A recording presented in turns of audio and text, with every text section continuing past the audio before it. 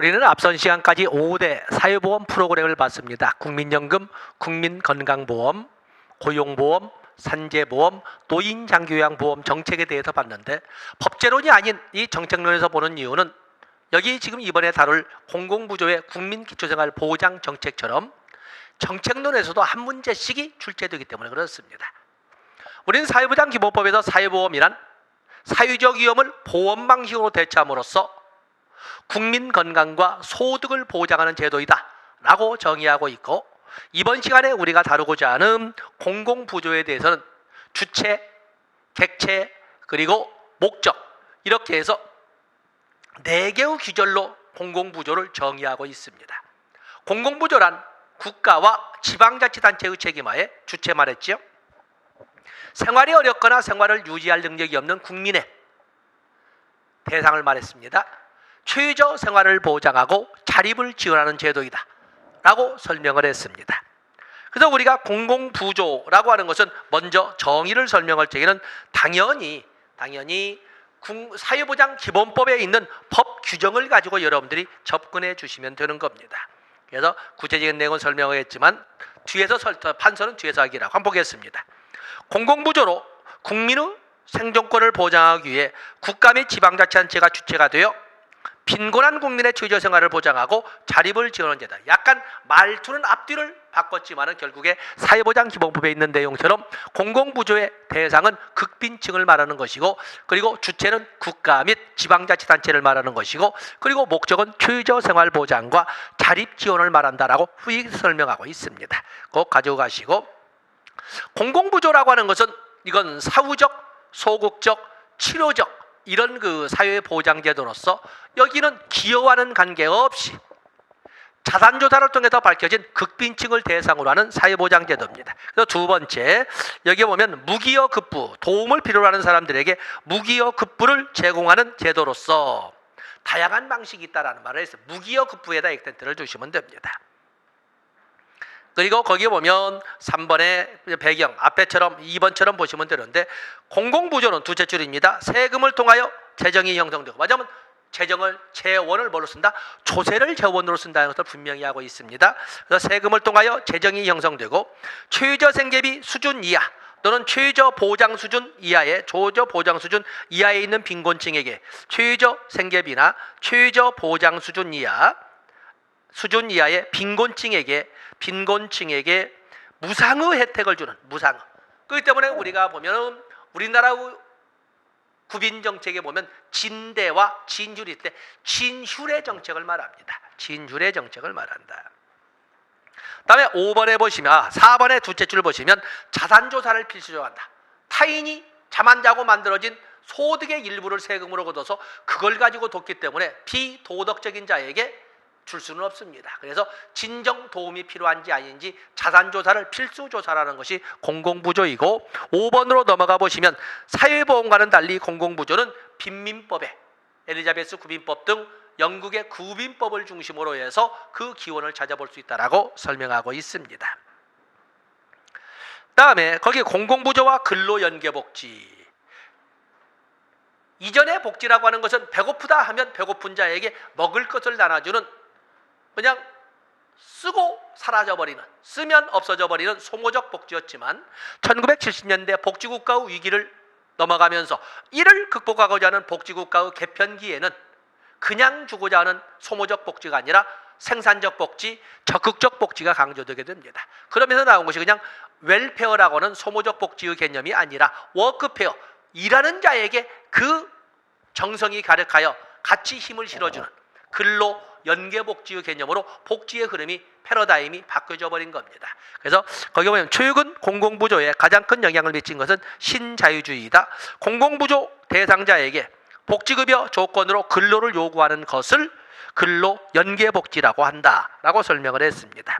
그 대표적으로 미국 클린턴 정부 1993년부터 2001년까지 있었던 미국 클린턴 정부에서 바로 이때도 역시 신자유주의의 흐름이 한참 폭발적으로 확대되는 과정인데, 1990년대 신자유주의 물결 속에서 복지 지출의 지속적인 증가에도 불구하고 아동 빈곤율, 미혼모의 증가 등 복지 의존자의 증가 현상이 나타나자 이에 대한 비판이 제기되면서 복지개혁이 이루어졌다. 그러면서 등장하는 것이 바로 아무에게나 복지 혜택을 줄 수는 없다라는 것을 좀 더 확고히 이렇게 했던 것입니다. 그래서 페이지 넘어가 보시죠. 클린턴 정부인 1996년에 제정된 복지개혁법은 1935년 이래 약 60여 년간 운영되던 공공부조제도를 근본적으로 바꿔놓았다. 국가는 근로능력이 있는 모든 빈민에게 노동을 통해 자립함으로써 복지수급자에서 벗어나도록 하는 정책을 전개했다. 그래서 그냥 베푸는 소모적 복지가 아니라 노동을 통해서 자립하도록 하는 이런 적극적 생산적 근로 연계 복지를 수행하게 되었다라는 말을 설명하고 있습니다. 그래서 이 클린턴 정부는 향후 6년간 식품권 제도인 푸드스탬프 제도와 보충적 소득보장 제도의 예산 삭감을 주된 내용으로 하고 있으며 노동 강조와 가족 책임 강화를 핵심 특징으로 하고 있다. 그래서 무조건 국가가 책임져 준다는 종래의 복지와는 전혀 다르게 개개인의 책임은 먼저, 가족이 먼저 책임을 지도록 하는 이런 정책으로 바뀌었다. 그때가 언제다? 클린턴 정부였던 1990년대였다는 것을 알아주시면 됩니다. 이와 유사한 걸로서는 1990년대 후반에 시작되어서 시행되었던 영국 노동당 정부의 토니 블레어의 제3의 길이 있고, 또 그런가 하면 또 이 당시에 1998년부터 5년간 있던 김대중 정부의 생산적 복지의 개념이 클린턴 정부와, 그래서 미국에서는 클린턴 정부 후반에 있었던 영국의 토니 블레어, 그리고 그보다 1년 후부터 나왔던 우리 국민의 정부에서 김대중 정부의 생산적 복지의 개념과 같다. 어떤 단어로? 근로 연계 복지라는 개념으로 이렇게 알아주시면 되겠습니다. 다음에 공공부조와 빈곤의 함정이라는 용어가 나와 있습니다. 빈곤의 함정, 빈곤의 덫이라고 합니다. 우리는 스피렌랜드법을 설명하면서 그 말을 했습니다. 스피렌랜드법이라고 하는 것은 빈곤층의 빈곤, 맞아, 극빈 근로자 가구의 빈곤 탈출을 돕고자 하는 선의의 국가 개입을 오남용하는 자들이 등장했다고 그랬죠. 악덕 기업주들의 임금 삭감이나 또 그런가 하면 게으른 근로자들의 업무 태만, 이것은 오히려 빈곤 탈출을 돕고자 하는 정부 개입을 오히려 오남용해서 잘못된 길로 이끌어서 빈곤의 덫이나 빈곤의 함정을 그냥 당연시하게 만드는, 의존성 심화를 당연시하게 만드는, 도덕적 해이를 당연시하게 만드는 이런 방향으로 이렇게 문제를 일으켰어요. 그래서 나온 것이 돕는 것은 아름답기만 할까? 근데 스피렌랜드법을 보면은 돕는 것은 오히려 빈곤의 덫으로, 빈곤의 함정으로, 빈곤의 영속화를 가속화시키는 길로 이렇게 잘못 운영되곤 하더라라는 말을 거주해냈는데, 그래서 이 돕는 것이 꼭 좋기만 할까? 아니다라는 것을 빈곤의 함정으로 설명을 했습니다. 빈곤의 함정이란 높은 수준의 사회보장급여는 빈민에게 자력으로 일을 해서 가난에서 벗어나기보다 사회보장에 의존하여 생계를 해결하는 의존심을 갖게 하여 즉 가난에 정체되어 버리는 현상이다. 빈곤 탈출을 돕고자 하는 사회보장제도가 오히려 빈곤의 영속화를 가속화시키는 이런 잘못된 결과를 야기시키는데 이것을 빈곤의 덫, 빈곤의 함정이라고 한다라고 설명을 하고 있습니다. 3번에 보시면 빈곤의 함정은 빈민법에 나타난, 이때 빈민법은 신빈민법, 개정구빈법을 말하지요. 열등처우의 원칙과 똑같은 개념에서 시작이 된다. 그래서 빈곤의 함정 문제를 해결하기 위해서 만든 정부 개입의 대안을 소득공제라고 한다라고 설명을 합니다. EITC 나와 있죠. 저소득층의 근로의욕을 고취시키기 위해 빈곤의 영속화에서 빠지지 않게 하기 위해서 최저생계비 이하의 가구가 사업소득이나 이자소득이 아닌 근로소득이 있을 경우에는 지원금을 정해진 비율대로 추가해주는 이런 제도를 소득공제제도라고 한다. 또는 근로소득 보전세제라고 한다. 여기는 우리는 소득공제라 했던 근로소득 보전세제라고 하는 거지요. 그래서 이런 개념 보시고, 자 이제는 우리가 근로장려금을 보셔야 되겠습니다. 근로장려금. 5월달이면 근로장려금, 자녀장려금 신고기간이죠. 근로장려금, 자녀장려금. 여기에 홈페이지는 EITC.go.kr로 되어 있습니다. go.kr은 정부에서 운영한다는 것을 말을 합니다. 자, 한번 정책을 분석해 보겠어요. 자, 여기 근로장려금, 자녀금의 할당 대상을 누구로 하는가? 그렇죠? 대상을 누구로 하는가? 당연히 여기는 극빈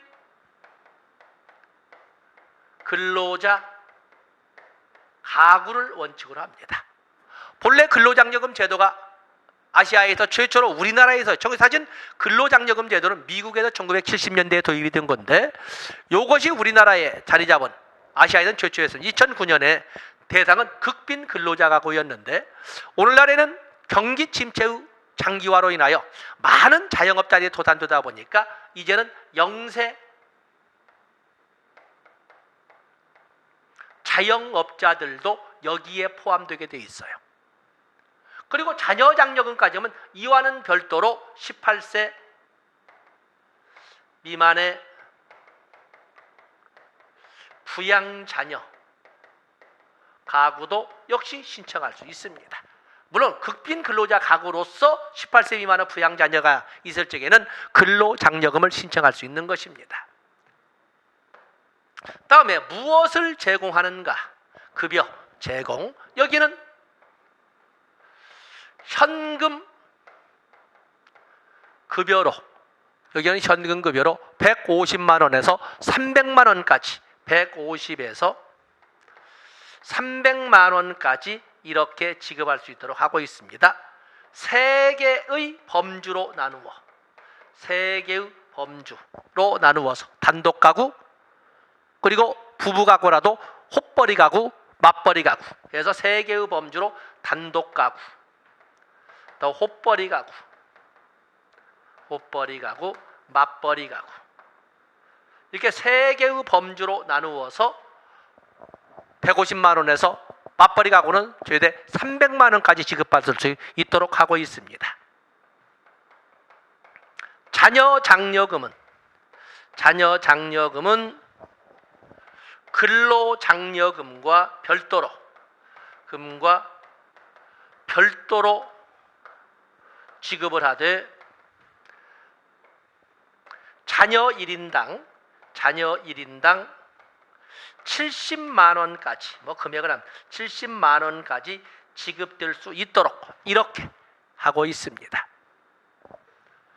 다음에 무엇을 재원으로 운영하는가라고 할 적에 이 근로장려금, 자녀장려금은 바로 조세를 가지고 운영을 합니다. 조세를 가지고 운영을 한다. 그렇기 때문에 이건 공공부조입니다. 그리고 근로장려금, 자녀장려금의 관리는 또는 운영은 전달은 EITC.go.kr 나오는 것처럼 이 전달은 기획재정부 산하의 국세청에서 관리를 합니다. 그 외에도 근로장려금, 자녀장려금의 성격은 근로소득 보전세제로서 세금을 징수하는 것이 아니라 오히려 세금도 낼지 못할 만큼 쥐꼬리만큼의 소득을 갖는 극빈 근로자 가구에게 세금을 낼 정도에 가까운 금액을 지급해 준다는 점에서 거꾸로 된 세금 제도다 해서 부의 소득세다라고 설명하는 것이 바로 이 근로장려금, 자녀장려금이 되겠어요. 그러면 지금 우리가 잘 알고 있는 도대체 이 극빈 근로자 가구나 영세장려금의 기준은 뭐가 될까? 여기에는 세 가지가 있습니다. 여기에는 가구 요건, 그다음에 총소득 요건, 부부 합산 총소득 요건, 그리고 2억까지 재산 요건. 이 세 가지 요건을 가지고 대상자가 될 수 있느냐 없느냐를 따지고 있는 겁니다. 이에 대한 내용을 우리가 한번 교재로 보도록 하겠습니다.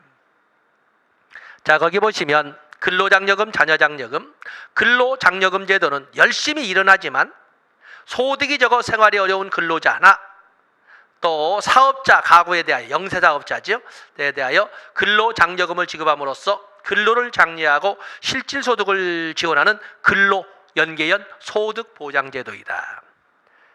거기 오면 근로장려금은 연간 최대 300만 원까지 지급될 수 있도록 하고 있고 신청주의를 원칙한다. 그래서 5월달이 신청 기간입니다. 물론 5월이 넘어서 신청해도 되지만 전액을 받지 못하고 절반밖에 받지 못합니다.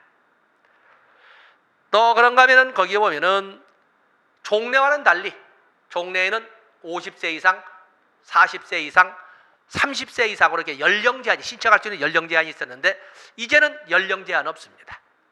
연령 제한 없이 그냥 가구 요건 18세 미만의 자녀를 가지고 있느냐, 70세 이상의 부양 부모를 모시고 있느냐, 이런 등등 가구 요건, 또 배우자가 있느냐 없느냐, 이게 가구 요건, 그리고 부부 합상 총소득 요건, 그리고 재산 요건, 2억 미만, 뭐 이런 식으로 세 가지 기준만 따지, 연령 요건은 따지지 않습니다. 없어졌습니다. 거기 체크하시면 됩니다. 특징, 근로장려금은 근로자, 근로소득자를 대상으로, 그것도 극빈 근로소득자를 대상으로 하되 영세 자영업자까지도 지급하되 300만 원까지 지급할 수 있도록 하고 있다. 또 3번에 기초생활 수급자도 지급 대상에 포함된다. 기초생활 자녀장려금은 별도로, 이 근로장려과는 별도로 소득 요건도 높습니다. 소득 요건도 근로장려금은 부부 합산 총소득이 3,600만 원 미만이어야 되는데 여기에서는 4천만 원 미만이어도 신청할 수 있습니다. 그리고 근로장려금과 별도로 부양자녀 1인당 70만 원까지 지급될 수 있도록 한 것이 바로 자녀장려금이 되겠습니다.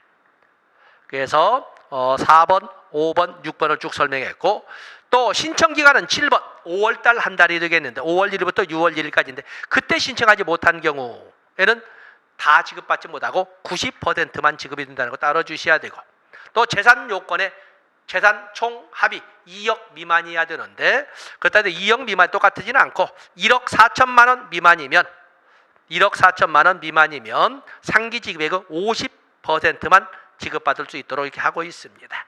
그리고 종래와는 달리 이제는 근로장려금, 자녀장려금은 반기별로 1년에 한 번이 아니라 반기별로 지급하고 있습니다. 그다음에 기대효과 여러분들이 보시고, 거기 보면은 페이지를 넘어가서 3중 사회 안전망도 보시되 거기 1차 안전망과 2차 안전망으로 1차 우리가 보면 사회보장이 시행되면서 소득이 있는 자들은 자기 스스로 기여도에 따라 어떤 위험에 직면될 때 스스로가 스스로를 지킬 수 있도록 국가가 만들어서 1차 안전망이거든요. 사회보험입니다. 그러나 소득이 없는 극빈층은 스스로가 스스로를 보호할 수 없기 때문에 국가의 지원을 받아서 보호를 받을 수 있도록 하는 안전망을 만들어주는데 2차 안전망이라고 합니다. 근데 문제는 극빈 근로자 가구나 영세 사업자 가구를 보면 그들은 회사를 다니든지 사업을 하기 때문에 공공부조의 대상은 되지 못합니다. 그런데 버는 돈이 세금을 낸 만큼도 되지 못하다 보니까 사회보장성 조세인 보험료도 내지 못합니다. 그러다 보니 1차 안전망 대상도 안 되는 사각지대에 놓여 있던 것이었어요. 그런데 거기에다가 근로장려금 제도를 개입시킴으로써 1차 안전망에도 들지 못하고 2차 안전망에도 들지 못하는 영세 사업자나 극빈 근로자 가구도 사회보장의 혜택을 받을 수 있도록 이렇게 한 거거든요. 그래서 근로장려금 제도는 바로 3중 사회안전망을 구축하게 되었다. 이렇게 설명하고 있는 것입니다. 그다음에 신청 자격, 가구 요건, 소득 요건, 재산 요건으로 설명하되 가구 요건에서는 18세 미만의 부양 자녀가 있거나 70세 이상의 부양 부모가 있어야 된다. 이런 것이 있고 연령 제한은 없다. 나머지 좋습니다. 그다음에 총소득 요건은 3개의 범주로 나누어서 배우자가 없는 단독 가구, 배우자가 있어도 혼자 버는 헛벌이 가구, 배우자랑 같이 부부가 모두 버는 맞벌이 가구로 하되 부부 합산 총소득을 바로 단독 가구 나와 있죠. 2천만 원, 헛벌이 가구는 3천만 원, 맞벌이 가구는 3,600만 원 미만이면 신청할 수 있도록 하고 상한선 지급되는 급여의 금액은 단독 가구는 150만 원, 그리고 헛벌이 가구는 260만 원, 맞벌이 가구는 300만 원까지 지급되도록 하되 자녀 장려금은 그와는 별도로 부양자녀 한 사람당 70만 원까지 지급받을 수 있도록 이렇게 정리하고 있는 것입니다. 다음에 재산 요건, 가족, 가구원 모두가 소유한 재산이 2억 원 미만이어야 합니다. 만약에 재산합계액이 1억 4천만 원 이상인 경우에는 5천만 원만 50%만 지급한다는 것을 알아주셔야 됩니다. 그래서 우리가 2억 미만을 원칙으로 하되 만약에 1억 4천만 원 이상이면 1억 4천만 원 이상이면 전체가 아니라 50%만 지급받는다. 100%를 받으려면 가구 구성원 재산의 합계가 총 1억 4천만 원 미만이어야 100%를 받고 1억 4천만 원을 넘어서게 되면 2억까지 신청할 수가 있는데 거기는 50%밖에 지급받지 못한다는 것도 알아주셔야 되겠습니다. 다음에 공공부조의 특징과 원리가 이렇게 나와 있는데 공공부조의 특징과 원리입니다. 자, 우리가 공공부조를 보도록 하겠어요.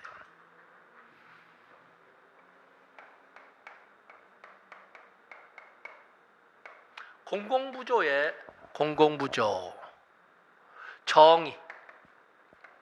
여기는 정의는 사회보장기본법이지요.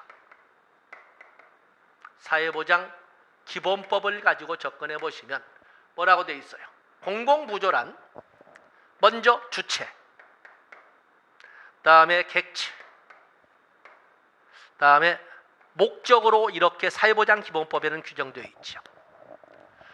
주체는 국가 및 지방자치단체의 책임하에 누구를 생활이 어렵거나 생활을 유지할 능력이 없는, 즉 극빈층, 생활이 어렵거나 생활을 유지할 능력이 없는 극빈층을 대상으로, 그러면서 목적은 최저 생활을 보장하고 자립을 지원하는 제도이다라고 사회보장기본법 3조에 규정되어 있습니다. 이 공공부조의 근거법으로서는 뭐 여러분 아시는 것처럼 1944년 조선구호령, 1961년 생활보호법, 현재는 1999년에 제정되어서 2000년 10월 1일부터 시행됐던 국민 기초생활 보장법. 자, 이렇게 법적 근거법이나 연역이 바뀌어져 갔다가 알아주시면 됩니다. 공공부조의 기본 원리는 바로 여기 사회보장기본법 3조에서 가져다가 쓰되 2개를 더해서 6대 원리를 이렇게 제시하고 있습니다. 먼저 주체. 그렇기 때문에 그 기본 원리는 넓은 의미의 국가 책임의 원리, 중앙정부와 지방정부를 포함한 국가 책임의 원리. 두 번째, 생활이 어렵거나 생활을 유지할 능력이 없는 극빈층의 생존권 보장의 원리. 그리고 목적에서 최저 생활을 보장하고 자립을 지원하는 제도이다. 최저 생활 보장의 원리와 자립 지원의 원리. 이렇게 여기 사회보장기본법에서 언급되었던 것을 그대로 가져다가 이렇게 쓰고 있는 것입니다. 그리고 여기에다가 평등의 원리와 그리고 자산조사와 관련된 보충성의 원리를 넣어서 6대 기본 원리를 제시하고 있는 것입니다. 자, 마침 공간을 가지고 활용을 했으니까 자, 교재 보겠습니다. 공공부조의 일반적 특징, 국가 책임이다. 넓은 의미로 중앙정부와 지방정부라고는 지방자치단체가 주체이다. 재원은 조세로 조달된다. 무기여 급부가 지급된다. 다 나온 거지요. 그리고 여기도 역시 마찬가지로 신청주의를, 우리는 사회보장기본법에서 신청주의를 원칙을 하되 그럴 수 없는 경우에는 국가나 지방자치단체가 대신할 수 있다는 법적 규정을 분명히 받습니다. 바로 그런 것처럼 바로 여기 신청을 하든지 이런 것들은 해당자가 결정한다. 강제하지는 않습니다. 그리고 페이지 5번은 뭐 보시고 넘어가십니다. 또 똑같은 말 6번에 보시면 페이지 넘어가셨지요.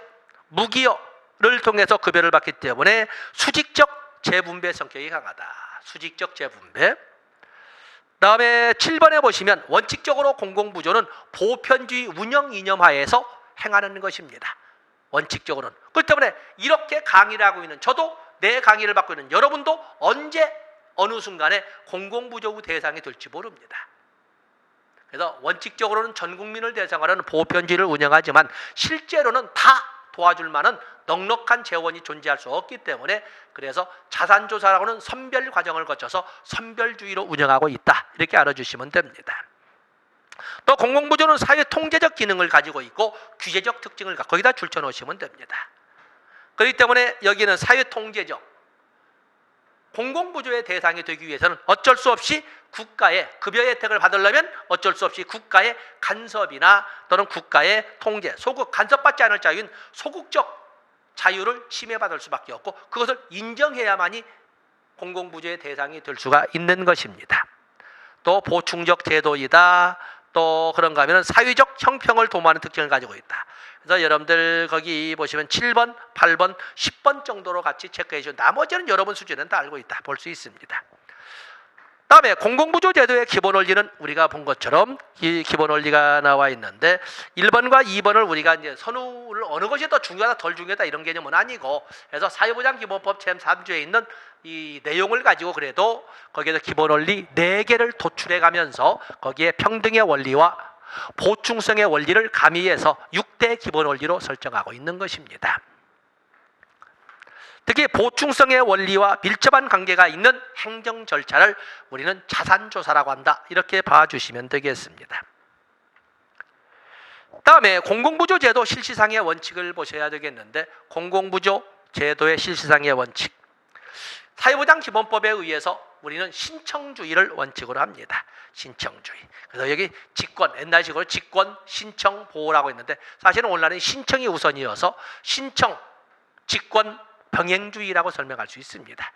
때문에 수급권자나 이해관계인, 친족 등은 신청할 수 있습니다. 그러나 신청하고 싶어도 할 수 없는 사람도 있지 않겠습니까? 심신상의 장애가 있거나 시간적, 공간적, 지리적 어떤 이런 그 장애가 있는 사람들은 할 수 없을 때 이럴 적에는 사회복지 전담 공무원이 동의를 전제로 직권으로 신청할 수 있도록 이렇게 하고 있지 않습니까? 그래서 어쨌든 표현된 욕구로 드러내야 돼요. 그래서 직권 신청이었는데 이제는 좀 더 바뀌어서 신청 직권 병행주의, 어떤 신청주의를 원칙으로 합니다. 다음에 급여 기준과 정도의 원칙이 있는데 신청을 했다 해서 누구나 주지 않습니다. 먼저 신청을 하면 바로 적격 여부, 자격이 되는지 적격 여부를 판단하는데 바로 그의 첫 번째 단계 생활능력 측정이 되겠습니다. 그래서 생활능력 심사를 하고 생활능력 심사를 한 결과 도움을 받아야만 되겠다라고 결정이 되면 무엇이 필요한지 수요를 측정하고 무엇이 필요한지가 결정되면 얼만큼 필요한지 부족분이 얼마인지 부족분을 측정 또는 부족분을 채워주는 이런 절차로 이루어집니다. 그래서 생활능력 심사, 수요 측정, 부족분 측정 및 보완 이렇게 해서 3단계 이게 바로 급여 실시의 원칙이 되겠어요. 그리고 공공부조에서는 누구에게나 똑같이 하지 않습니다. 개별적 욕구를 충족시키는 사회보험과는 전혀 다르게 사회보험은 정해진 절차에 의해서 정해진 금액을 정해진 날짜에 그리고 급여가 지급되는 날도 정해져서 이렇게 지급이 되는데 공공부조는 언제 어디서 어느 누가 어떤 문제를 가지고 어느 정도 아픔을 가지고 뛰어올지 모릅니다. 공공부조의 대상은 뒤에 있는 필요지급 필요할 때 도와주지면 아무런 의미가 없는 거예요. 그래서 공공부조에서는 개별적 욕구 충족, 필요지급 그렇기 때문에 지원이나 원조의 기준이 각기 다르다는 것을 알고 있어야 됩니다. 그다음에 세대 단위의 원칙, 현금급여의 원칙, 거택보호의 원칙을 먼저 원칙이라는 것은 예외가 있는데 원칙은 그렇다는 것입니다. 그래서 거기 보면 개별적 욕구 충족, 세대 단위, 국민기초생활보장법에도 가구를 단위로 하되 이렇게 되어 있지 않습니까? 세대 단위, 그리고 현금급여의 원칙, 국민기초생활보장, 공공부조의 근거법인 국민기초생활보장도 금전으로 지급하도록 되어 있지 않습니까? 금전으로. 현금급여를 원칙으로 한다. 그리고 생계급여는 거택에서 지급하는 것을 원칙으로 하지만 보호대상자나 다른 시설 등에서 보호받는 사람 그쪽에서 지급받을 수 있습니다. 원칙이 그렇다는 것입니다. 다음에 공공부조 대상자의 권리와 의무가 이렇게 나와 있는데 불이익 변경에 불이익한 쪽으로 변경은 안 된다. 그러나 반대해서 가면 클라이언트에게 도움이 되는 방향으로서의 변경은 가능하다. 이렇게 설명하지 않겠습니까? 그다음에 수급권의 압류금지, 양도금지, 또 공과금 면제, 또 이의 신청 가능 이런 거 다 권리로 해놓고, 의무는 지도와 지시에 응할 의무, 변동에 따른 신고의 의무, 비용 반환의 의무, 자립을 향한 노력의 의무, 다 뭐 부드럽게 쓸 수 있습니다. 자, 체크할것은 이제 B급으로 문제의 성격이 바뀌었습니다만은 자산 조사를 보셔야 되겠습니다. 자산 조사는 우리가 왼쪽 페이지에서 보는 것처럼 실시상의 원칙 중에 실시, 급여 실시의 기준의 원칙입니다. 무조건 배고프다고 왔다고 해서 도와주지 않습니다. 정말 네가 빵을 받을 자격이 있는지 적격 심사, 생활능력 심사하고, 정말 도움을 받아야 되겠네 라고 판정이 되면 무엇이 필요한지 수요 측정을 하고, 그리고 그 무엇이 얼만큼 필요한지 부족분을 측정하는 절차로 이루어지게 되는데, 바로 이것이 바로 이렇게 진행되는 급여 실시의 원칙을 바로 행정 절차로 변환시킨 것을 자산조사라고 하는 것입니다. 그래서 거기 1번에 공공부조의 필수적인 것으로 선택적 서비스를 위하여 보편적으로 필요한 것이다. 말을 좀 어렵게 썼습니다. 그다음에 서비스를 이용한 권리, 급여의 적정 여부, 생활능력 심사가 되는 거지요.를 명확히 하기 위한 것이다. 뭐 어쨌든 좋습니다. 4번에 행정적으로 결정된다는 것은 자산조사는 행정 절차라는 것을 말씀드리고 있는 것입니다. 자산조사의 장점은 클라이언트가 도대체 무엇을 언제 얼만큼 어떻게 필요한지, 바로 클라이언트의 욕구를 자세히 규명할 수 있는, 쓸데없이 퍼주는 일은 없게 만드는 이런 장점입니다. 그러다 보니까 국가 재원을 절약할 수 있다. 거기 1번에 개인의 욕구를 자세히 규명할 수 있음으로써 국가 재원을 절약할 수 있고, 그리고 공공부지의 보완적 또는 공공부지의 보충적 성격을 충족시킬 수 있는 기본 전제이다 라고 설명할 수가 있습니다. 다음에 그러나 단점은 2번에 많은 행정비용이 들지요. 이 자산조사라고 하는 거에는 당연히 충분한 인적 자원들이 배치되어 있는 것이 아니기 때문에 여기에는 단위 시간, 비용 또는 노력 등의 이런 행정비용이 많이 든다. 그리고 자산조사의 과정에서 자산조사는 소득조사와는 달리, 소득조사는 얼마 벌었냐만 가지고 있지만 자산조사라고 하는 것은 가족이나 보호 대상자인 클라이언트를 도울 의향이 있느냐 속내까지 들어가게 되는 거거든요. 그런 과정에서 인격적 모멸감이라고 할 수 있는 스티그마도 발생할 수 있다는 것을 알 수가 있습니다. 1번은 어떤 의미냐면은, 1번은 클라이언트의 욕구를 결정하기 어렵다. 이 말은 장점에서 클라이언트 개개인의 욕구를 명확히 할 수 있다는 장점이 있는데, 그 명확히 드러난 욕구라고 해서 모두 지원 대상으로 할 수는 없다는 한계가 있다는 말을 이렇게 욕구를 결정하기가 어렵다.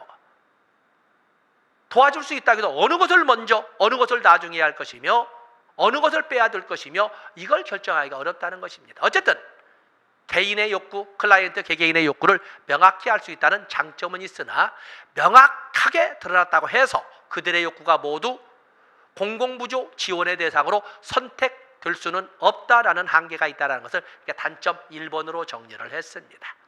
자, 이런 정도는 여러분들이 2급의 자격을 가지기 때문에 당연히 알고 있는 것을 좀 방만하게 설명을 했네요. 이 시간은 여기까지 하고, 다음 시간에 역시 공공부조의 기본 대상인 빈곤을 가지고 시작을 하도록 하겠습니다. 고맙습니다.